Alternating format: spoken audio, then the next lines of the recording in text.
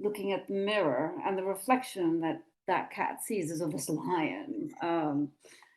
And you could interpret it in different ways, right? You could interpret it like, okay, a little bit vain, and or the other way around, where there are people who may not see that special something that they have inside of themselves and that other people see. Hello, high achiever. Welcome to the Inside Job Journey podcast. I'm Tiana, a certified professional coach. I work with highly effective and driven people that are always striving for more, helping them define what that more is and learning what they really want. In this podcast, I want to bring you on a discovery journey where you can learn more about what's driving you to never settle. Hello. Welcome to the Inside Job Journey podcast. Thank you. Thank you for having me, Tiana. So we have here Paola Granati, a creative at heart, an HR executive by craft, and a founder that really stands out. And for me, seeing her career, seeing her sing, making podcasts, crushing life from an external perspective, and being also a philanthropist has always been an inspiration personally. So, Paola, why don't you introduce yourself? Wow, what should I add after all those wonderful things you said? What I will add will definitely not be as illuminating. Um, it's hard to define who I am at this stage of my life, I must say, because there are like all these different components in me, a little bit like you were mentioning. So let's try to package it. 25 years of corporate HR experience that has given me a wealth of knowledge and insights on not only organizations but on us as humans, and how we operate and how we function. There's another very strong component, like you were mentioning, like the creative side. So I've been doing music for more than 30 years, writing songs and singing, singing and performing. And for me, music has always been another means of expression and another language that I can use where when the other language falls short, let's say.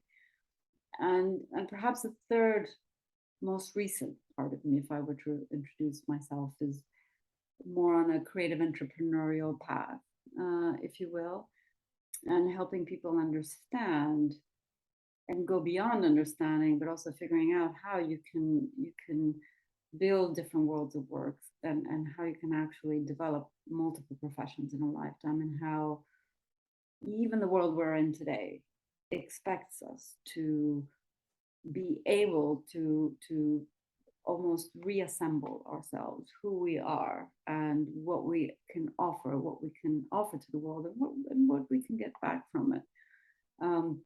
So that's a little bit my introduction, if you will, in my words.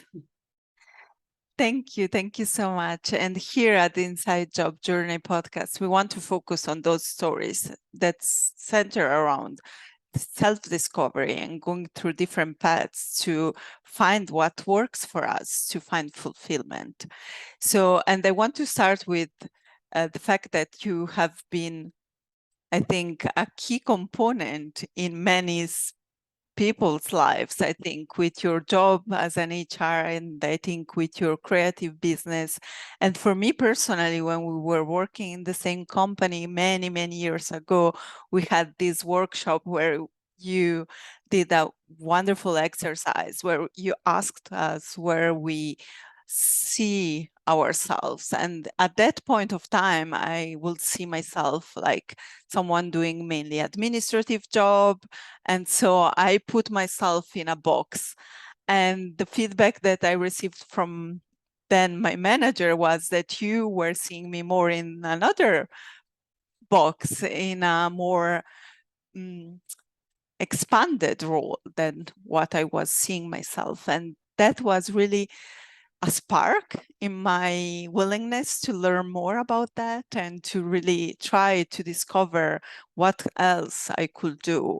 So I think that's something that really stays with me every time. And it's incredible how sometimes we see ourselves in a way and others sees us in a completely different way. So do you relate to that? Yeah, and it really goes in both directions, doesn't it? Because sometimes people, you probably know that image of the cat that's looking at the mirror, and the reflection that that cat sees is of this lion. And you can interpret it in different ways, right? You could interpret it like, okay, a little bit vain, and or the other way around, where there are people who may not see that special something that they have inside of themselves and that other people see.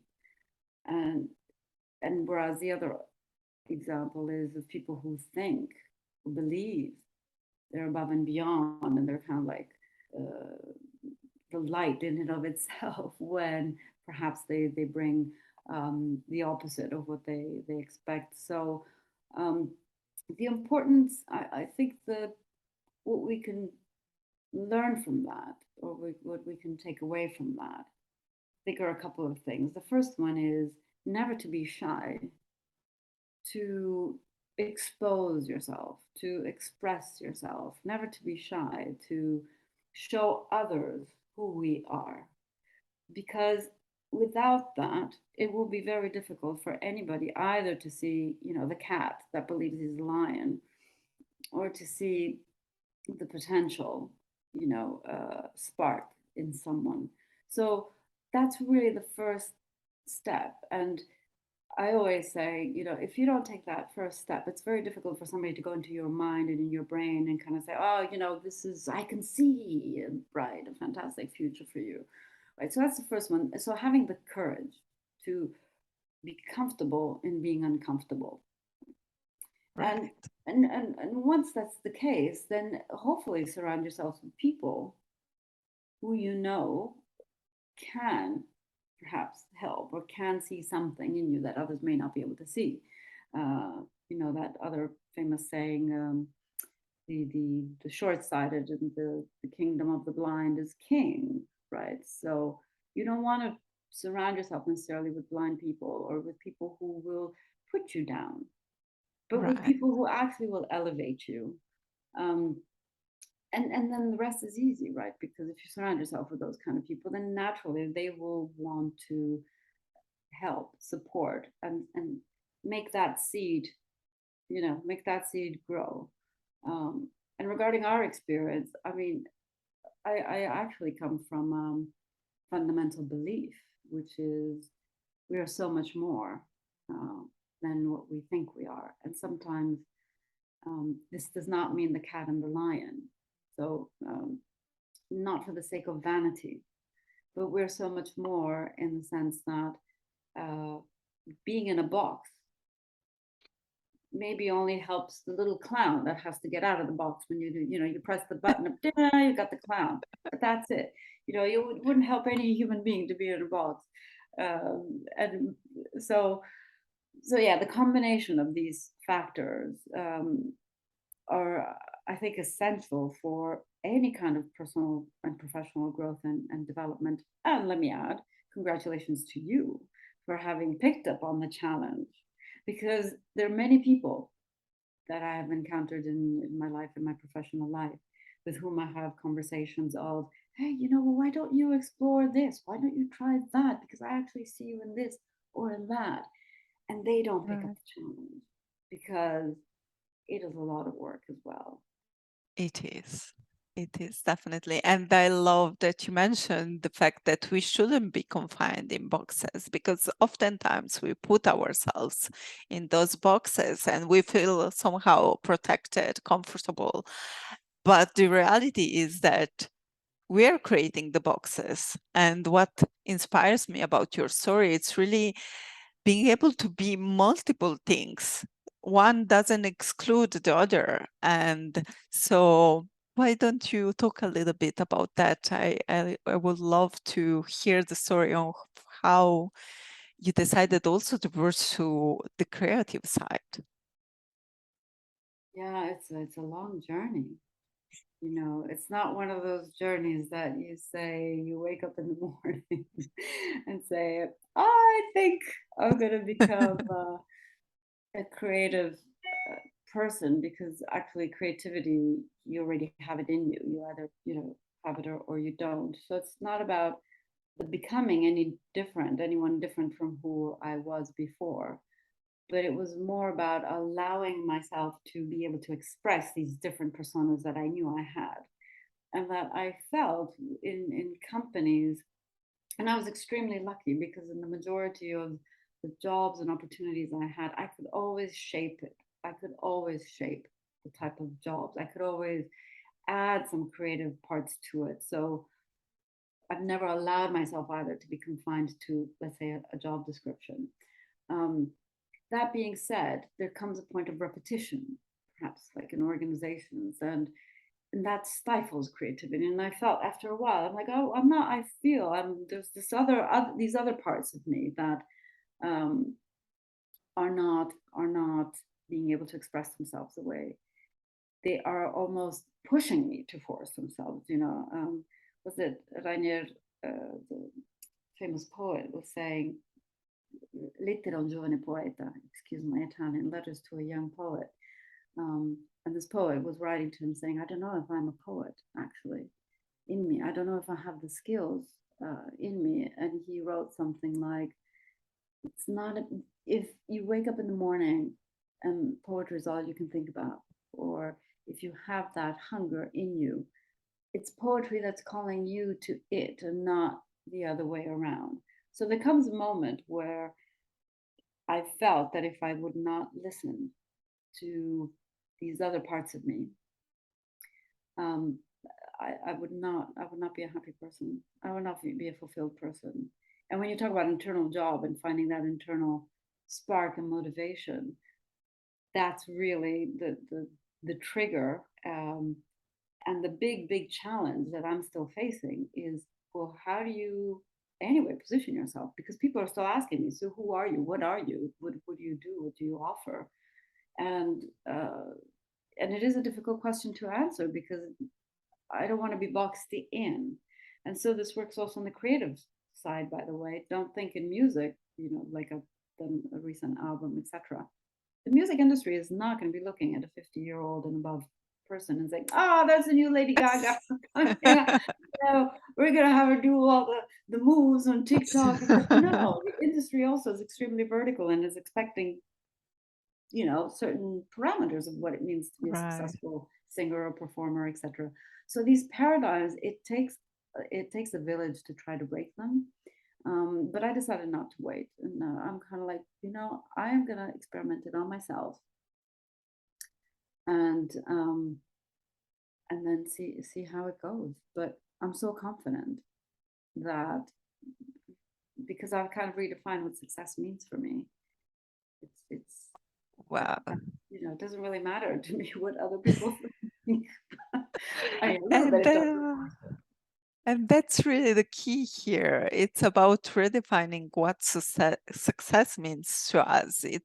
We oftentimes grow up with an idea of what success looks like, but that's not our idea. It's what our parents thought, our friends thought, the society thought we should look like as successful people. The reality is that if you look deeply inside of you, you can find your own definition, and it doesn't have to look like anyone else's. And I think that's the beauty of what you said. It's allowing yourself to be confident that this is what you are meant to do, and this is what you feel it's the right thing for you, and not caring about the noise around you. And how is that going? Do you have any moments where you feel like it's too difficult? Well, that it's too difficult, no. But so now, for example, at interim CHRO for this professional services company consulting group, and I've been debating with myself. They were also asking me if I wanted to apply to stay for that role, and it's been nice to put my feet back in, let's say, the business world and the world that I know, and the world that I can contribute to, and where I think I can help. So the temptation is clearly there. However, and it's an easier path. It really is. It's an easier path. It's because it's the path of least resistance. Because the algorithms will tell you it's the path of least resistance. Hello, 25 years in HR. Hello, multinational experience. Hello, being liking a little bit to make a difference and being a bit crazy. There you go. The algorithms tell you this is the road ahead. But no. So notwithstanding the temptations and regardless of the difficulties, there comes a point in your life, and this I think is important for the listeners as well, that we change in time. And I wouldn't want the wrong messages to come across to wrong audience in terms of years of experience and age, because when you're young and you just follow and pursue and you think you don't listen to what others say, that becomes arrogance. And you need to make sure that as much as you keep that flame, keep that passion, but stay open to that feedback.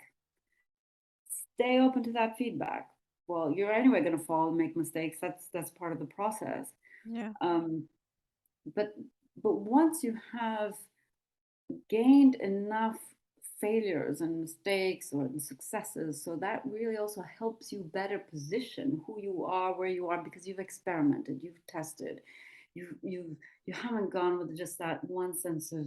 I know a story of somebody, 25, completely convinced that he was, the best entrepreneur since sliced bread, and a great idea for hospitality thing, etc., and raising up capital and blah blah blah. Well, it went really bad because as much as this person had the dreams, did not have the humility to listen to those who could give some good advice and to say, hey, well, step by step, and don't forget that dream, but still you got to build your muscle. It's a bit like as if I want to go to the Olympics and I have not even gone through any kind of real tough practice and gone through all the different stages, whatever you need to do to get to the Olympics. So at the stage of my life where I am now, time is of essence, since I don't know how much more time I have left on the planet and to give. I cannot afford, in my view, to spend my time still doing things that are the comfortable kind of way, because that's not my style. So I hope I answered your question, because it's a loaded question what you asked me, and it has so many different components to it. And I just want to make sure it's the right message, at least the message that I feel comfortable in sharing, depending on where people are in their lives, where people are in their careers, where people are in their finances, there's so many components before you say, I feel comfortable to be uncomfortable. Definitely. And I think one thing that stands out is that at any point of the journey, we as humans need to be open to listen to that feedback and decide what to do with it. Because as you said, a 25-year-old that may not have the experience may need certain parts of a feedback. Maybe someone that is more along the journey may need another type of feedback, but it's really the openness to also find that for yourself and just be humble to ask other people what they see, and also to discover yourself means also discover how you have how you are seen in the world and what is the contribution that others feel you are giving to the world. So I think that's a really critical part through the life. It's learning and getting better at getting the right outcome out of a feedback, because early on it may be more easier to take it in the sense, I trust experts, and it may not be the right thing to do, or maybe in another moment you don't want to listen to anyone, and it's where you need it the most. So it's really finding that balance of what works and what kind of feedback you can take. I think that's a critical part of any growth journey, I think. Absolutely. And also on feedback, it's, I would also say, I have seen some folks giving horrendous feedback. So you could give like tough feedback, but you still, like, in a very constructive way. I have seen, in the course of my professional life, like really, really destructive feedback. And that does not mean the content was an improvement content, but the way it was given, it was not in such a way that the person would actually feel motivated to, because it's not only about who gives the feedback, but it's also understanding the ones who receive the feedback, what kind of sensitivity that person has. Because there's some people who like to get the direct feedback and say, hey, Paula, just tell it like it is. Don't give me the sandwich approach, oh, you're Yes, wonderful, but don't and then wrap. you're wonderful. I love that. I have this image in my head when I think about feedback, is that they always say it's a gift, but sometimes we spend so much time packaging it that the content is it's a little bit lost in the packaging. So yeah, I love that metaphor. Yes.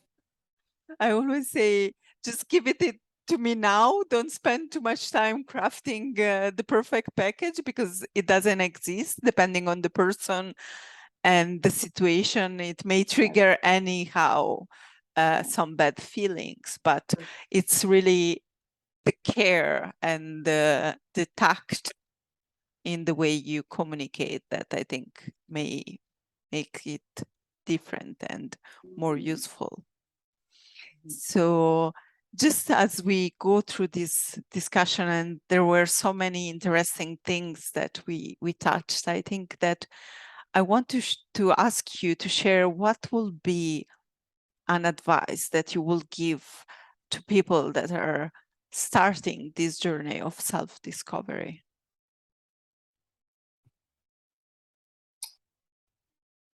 Yeah, the advice would be, first of all, really, are they starting self-discovery? Self-discovery comes from the moment we come on this earth, where we are discovering the world and ourselves through the world. And as children, we have no problem with that. And just because we cannot put words behind it or a logic behind it, does not mean we have not been discovering ourselves through the world, through experimenting the world. And so I'd rather put less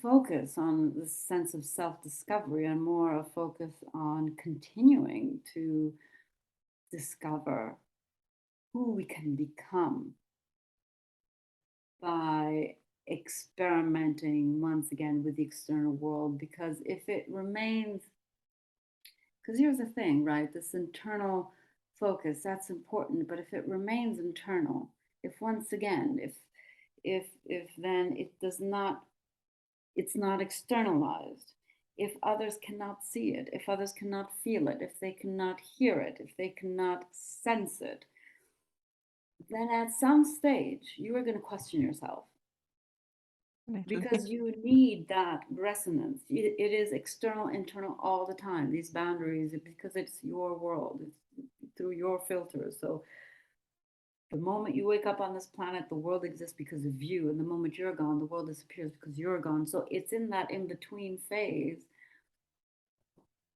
Don't discover yourself, but continue to allow yourself to grow and yeah, perhaps discover other parts in you that you may have never known before. So the advice, what advice, except to continue to live with curiosity and with an open mind, and to continue to be a child, almost like a childlike, and of course, to add a little bit of adulthood and maturity in that process, to see, so you don't get too much into trouble. But most of the time, it's really about going back to the basics and the essentials, unpeeling a lot of maybe social constructs that we may have, unpeeling a lot of, like the onions. You just take off those peels, and but in a gentle way, not in. It doesn't need to be forceful. And if people don't feel like doing that, that's also okay. That's also okay. It's so I'm not sure if that's advice as much as it's more of a very free flow thought on how I would see it and how I see it. And the funny thing is, once you open up that perspective, because the journey continues. Never ending. It's the journey, whether it's discovery, self-discovery, being hurting ourselves or being pleasant. Our journey anyway continues day after day after day.